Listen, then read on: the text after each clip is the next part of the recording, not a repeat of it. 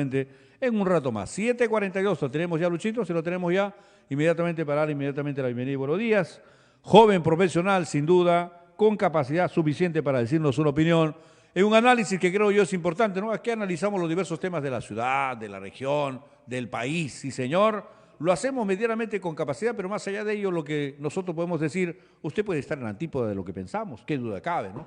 Nosotros buscamos aglutinar en nuestro modesto, sencillo, claro y contundente análisis lo que la mayoría piensa sobre este y otros temas, importantes para la realidad local, regional y nacional.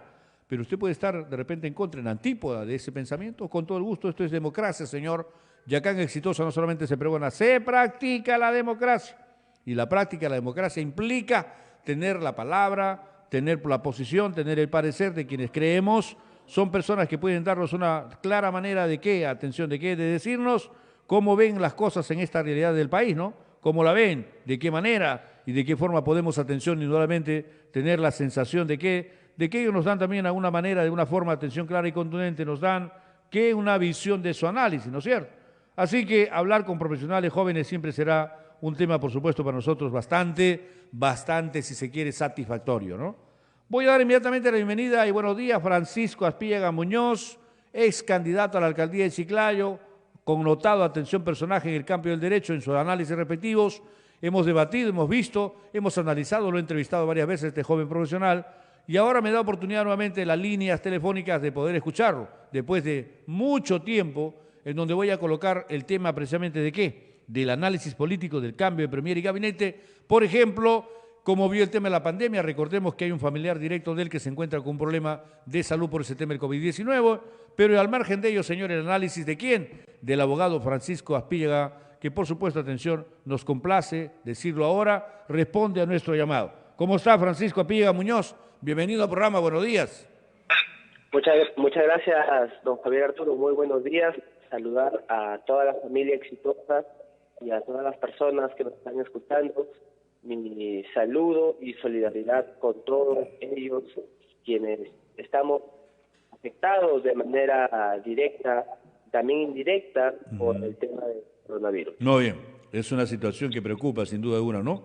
Y usted sabe, mi querido Francisco, que yo soy amigo de su señor padre, y lo ha dicho en este programa, confía en nosotros y por supuesto, gracias a Dios, está remontando las cosas difíciles que se presentan ahora. Dios quiera que eso nos traiga pronto la oportunidad de nuevamente abrazarnos, felicitarnos, darnos la mano, que sea pronto una vez que llegue ya la vacuna, que dice en Oxford, Universidad de Atención del Reino Unido, dice que está progresando, prosperando, que a fin de año va a estar ya, ojalá que sea hoy mismo. Digo, estoy soñando, ¿no?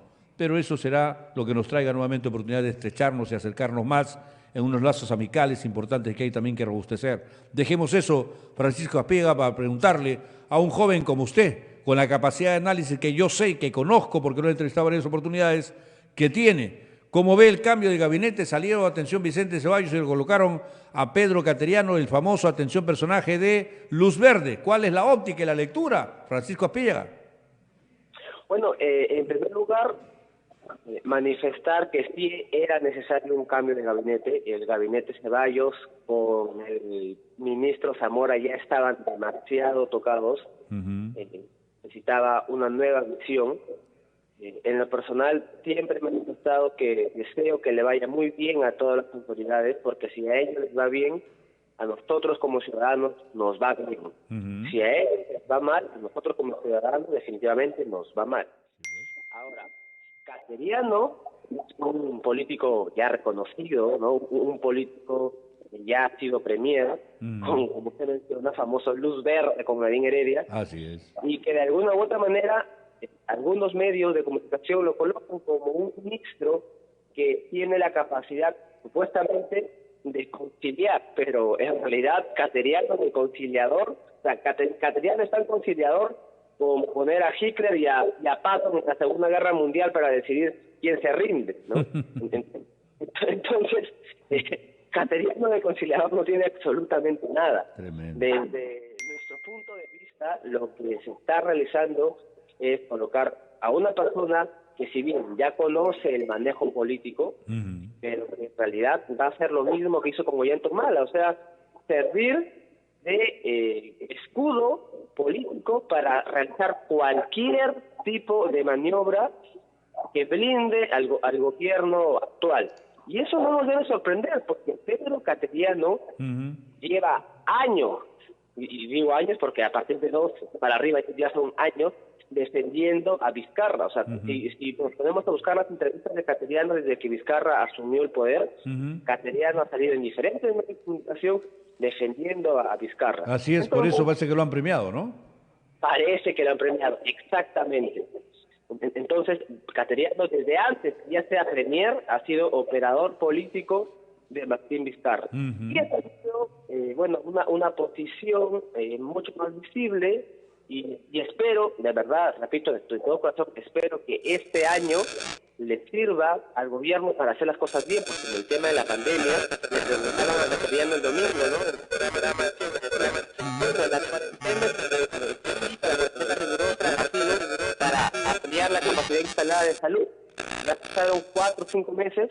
¿Y dónde está la capacidad ampliada de salud? ¿Qué está esperando el gobierno? Si no, pregunten lo que pasa con el hospital que vino a inaugurar de Martín Vizcarra, con escándalo incluido, con terrenos sin saber si es lógicamente del Estado o no, y que reclaman la universidad diciendo que es de ellos. El gobierno regional ha dicho no, acá están los papeles, en fin, otro pleito. El hospital temporal está ahí simplemente con 12 millones invertidos y no puede entrar en funcionamiento. Esto es increíble en el tema de la salud, mi querido Francisco. Sí, por supuesto, y es indignante que se gasten millones de soles para simplemente tener camas de atención de primer nivel, no, de primer nivel en el sentido en la capacidad más leve de coronavirus y no tengan ningún respirador. Cuando hay respiradores, yo conozco personalmente, porque como recordarán, ¿no? Yo fui embajador de un programa de Naciones Unidas y otro joven que también fue embajador conmigo, incluso cuyo proyecto está en la NASA, ¿no? Un peruano que tiene un proyecto en la NASA, con un grupo de amigos hicieron un respirador doble, que le permite al mismo tiempo dar oxígeno a 2 personas. 200,000 soles cuesta. Este respirador es más barato que cualquier otro tipo de respirador. Es más, el proyecto LED ya lo usan en Estados Unidos. Y acá en Perú, que lo tenemos cerquita, no lo quieren utilizar. Qué barbaridad. Ahora, en ese marco, mi querido y estimado Francisco, hay muchas cosas que decir, ¿no? Esperanzas para el próximo 28 de julio. Pedro Cateriano ha querido, y repito, ha querido, en el análisis que nos hace el abogado joven Francisco Aspíllaga, nos dice, pues, bueno, ¿a quién han colocado? No, yo digo, a tal extremo estamos llegando en un gobierno como el de Martín Vizcarra, mi paisano sureño, que pareciera, y digo pareciera, no hay piezas, utilizando ese término, ¿no? O personas para recambio, que sean aquellas que renueven el escenario político y nos hace regresar a la época de Ollanta Humala Tazo, ya sabe, no solamente con problemas de justicia él, con la justicia, no, sino también su esposa, la que dicen, se especula, se habla que habría sido la que había gobernado al país, ¿no? Y que por eso aquello de la luz verde con Cateriano. Digo yo, no hay cuadros en este país de recambio, que tenemos que volver a ese tipo de hechos, mi querido y estimado Francisco Aspíllaga, que de verdad muchas veces avergüenzan por lo que está pasando. Ahora el señor Cateriano dice, vamos a emplear una nueva modalidad, vamos a conversar y está conversando con las diversas tiendas políticas. ¿Positivo o simplemente un saludo a la bandera, mi querido Francisco Aspíllaga, esa posición? Lo único que tiene de nuevo Cateriano es que antes no usaba barba y ahora sí usa barba. O sea, esto incluso como comunicación política quiere darle un rostro distinto a este gabinete, pero después está usando las mismas acciones. Incluso Cateriano tiene denuncias por compras millonarias respecto a satélites, respecto a aviones, ¿no? O sea, las denuncias que Cateriano tiene sobrepasan los 1.000 millones de soles, siendo el ministro de Defensa él, que afectaron en compras al Estado peruano. Y sí, pues efectivamente, todos nos preguntamos por qué Cateriano llega como premier si hay otros políticos, ¿no? que pueden servir de intermediación. Pero hacemos el tacto sucesivo, como decimos muchas veces en derecho, o sea, si revisamos hacia atrás, ese es el premio gordo que ha recibido Cateriano por venir defendiendo al gobierno de Vizcarra desde mucho tiempo atrás. Entonces, la designación de Cateriano, ¿no? Es un político conocido, sí, pero también ha traído cola, si queremos manifestarlo, no solamente con los actos de corrupción que él tiene, sino también con algunos ministros que él ha designado. Por ejemplo, con el ministro de Trabajo, ¿no? Martín Adolfo Ruggiero Garzón, Sí. quien a pesar de que es joven, yo soy joven, pero él es joven, pero él no está al nivel, por ejemplo, de María Antonieta Alba, que es la ministra de Economía. Entonces, no vamos a... Ahí hay dos tipos de jóvenes distintos, además... Claro. Pero ahí detengámonos, Francisco, detengamos un instante y acabas de hablar de un tema que te corresponde más que a nosotros. Nosotros como personas adultas analizamos el comportamiento, el ingreso en el análisis, en la política de la juventud, que me parece maravilloso, ¿eh? Pero has tocado un tema que para mí particularmente me causa, si se quiere, preocupación, por decirlo de alguna manera, ¿no? Has hablado de la diferencia entre Ruggiero, el ministro de Trabajo actual, con algo de 32 años, y la señorita Mariela, ¿cómo se llama? La señora Alba, ¿no? Alba, ¿de acuerdo? María Enela o lo que se llame, María Antonieta. Muy bien, Alba, ministra de Economía. Particularmente, yo te digo con sinceridad, no le veo razón a la señora Marileta, a la señorita Alba, para estar en el Ministerio de Economía. No veo efectivos hechos que fructifiquen la economía antes de pandemia, inclusive después de la pandemia. Y prueba de ello, yo no entiendo cómo es que se da tantos millones para la reactivación, para los grandes empresarios, y no siquiera nos han dado adecuadamente un bono para la gente más pobre en este Perú, que ha tenido que salir desesperada y sin importarle a contagiarse, porque ni siquiera tenía auxilio de parte del Estado para poder subsistir en la época de la cuarentena, que duró más de 100 días. O sea, ¿dónde está la efectividad de la señorita Alba para poder hacer un trabajo adecuado desde el Ministerio de Economía? Particularmente me decepciona, lo he dicho hace tiempo y claro. Igualmente ahora me decepciona un personaje que tú sabes seguramente tan igual que yo, Francisco Aspillega, sin duda alguna que se habría encontrado unos chats en los cuales habrían en la hipótesis de hechos discriminatorios de este joven que ahora es ministro de Trabajo. O sea, ¿qué es esto, mi querido Francisco? Sí, definitivamente muchos teníamos esperanza, ¿no? en el tema de María Antonieta, pero definitivamente lo que ha sucedido en la realidad práctica, o sea, una cosa es el currículum y otra cosa es la realidad práctica, ha denotado que no hay una gestión adecuada a través de la política pública de economía y finanzas del ministerio. Incluso somos la región, y por la región me refiero a Sudamérica, ¿no? Uno de los países que más ha sufrido el bajón del PBI, y también muy cierto lo que manifiesta del bono. O sea, esto lo vengo mencionando desde que inició la cuarentena, o sea, no es general después de la batalla. Desde que inició la cuarentena, los bonos tenían que darse de manera universal a aquellas personas que no tengan dinero. ¿Por qué? Porque, por ejemplo, la encuesta nacional de hogares del 2019, que es la más vigente, dice que en promedio cada hogar tiene 4 personas. Si dividimos 760 soles entre los 4 meses que ha durado la cuarentena, y lo dividimos entre 4, que sale a $1.60 diario por persona. Y según indicadores del Banco Mundial, ya las personas que viven con menos de 6 soles 60, o sea, esto convertido a dólares, no, pero menos de 6 soles 60, convertido a soles, son personas de extrema pobreza. Es decir, los que eran ya en extrema pobreza se han vuelto más extremadamente pobres. Entonces, evidentemente también tenemos el tema del reactivo a Perú. ¿Cómo es posible que el gobierno de Vizcarra le haya entregado millones de soles, y esto es información pública que lo pueden revisar en internet, millones de soles a las farmacias de Rodríguez Pastor, que fueron las mismas farmacias que elevaron los precios de los medicamentos a niveles estratosféricos? O sea, ¿cómo le das millones de soles a Incafarma, por ejemplo, a Mifarma, a estas farmacias que nunca sufrieron ninguna situación económica, porque algo que costaba un sol lo vendían a 10 soles? Cierto. Es allí donde el lobby económico se hizo presente, y al final, más que un reactiva Perú, ¿no? Parecía un reactiva a las empresas de Rodríguez Pastor, que de repente estuvieron aceitado bastante a las autoridades que daban estas cuestiones, ¿no? Y la población, el ciudadano de a pie, se ha visto afectado definitivamente.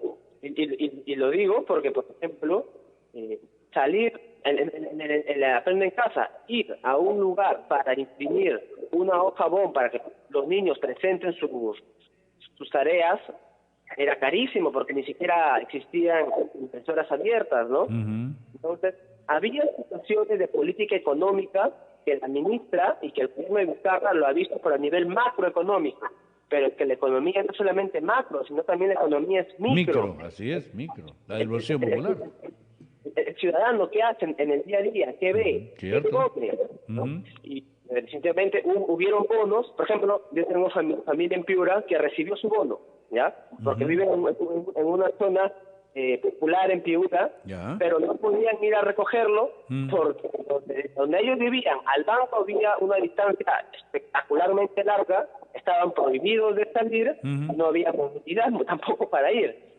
Entonces, en nada, pues, estaban realmente aislados. Entonces, lo que tenían que haber realizado el gobierno, y repito, esto lo vengo diciendo hace mucho tiempo, es garantizar o comida o dinero, pero presencial, porque de qué me sirve tener en la tarjeta, el plástico no se come, ¿no? Ese es uno de los grandes problemas de esta pandemia, que todo ha sido a nivel macro y no a nivel micro. Y definitivamente, como yo creo que he ingresado al Ministerio de Trabajo, hay mucha preocupación porque en este momento en el cual necesitamos un ministro de Trabajo que proteja los derechos laborales de las personas que trabajan dependientemente, ponen un ministro que ha sido asesor de Odebrecht en el estudio que él ha trabajado, cuyo estudio también ha recibido millones de soles del Reactiva Perú, y que por algún motivo tiene una recomendación familiar de Pedro Cateriano, ¿no? Sí, pues, mismo Pedro Cateriano ha dicho que él lo ha recomendado.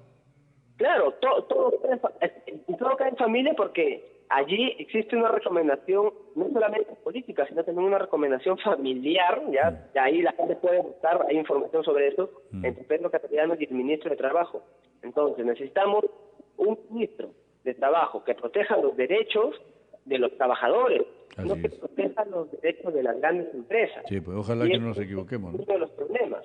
Ojalá que no se hayan equivocado, que no nos equivoquemos los peruanos y tengamos un ministro que defienda los intereses de labor del trabajador, el derecho del trabajador como corresponde. Me gana la hora y solamente quiero preguntarle algo, mi querido y estimado Francisco Aspíllaga, por supuesto. Francisco Aspíllaga Muñoz, abogado joven, que indudablemente analiza hoy algunos temas importantes de la realidad nacional, pero quiero volcar esa realidad por un ánimo simplemente de conocer un poco más, en un minuto, qué piensa de la gestión del señor Marcos Gasco Arrobas después de pandemia. Y pongo un punto de partida, en época de pandemia, y hace pocos días atrás dije a nivel nacional, domingo, señor, en Chiclayo, en Lambayeque hay plata para esto, aquello, partidas, ¿y cuánto ha gastado? Nada. Caso de Comercio Popular, ni un centavo, en una actitud de barbaridad. Por ejemplo, no sé si se ha enterado de eso, estoy seguro que sí, Francisco Aspíllaga, pero ¿qué recomendación le haría a este alcalde que por dos, aparte de ser el alcalde de la forma roja, parece que es un alcalde inútil para la gestión municipal? Díganos, mi querido Francisco.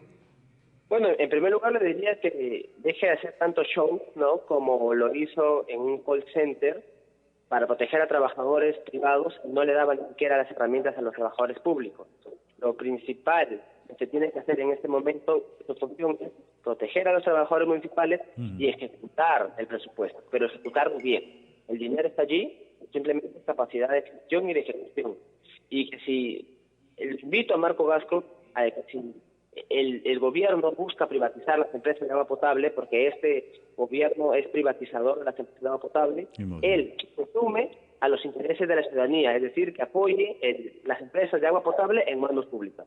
Eso por las cuestiones de tiempo no me extiendo mucho más. Correcto. Muy bien, claro y contundente. Hoy día analizó con nosotros, avanzando ya en lo que significa proyectar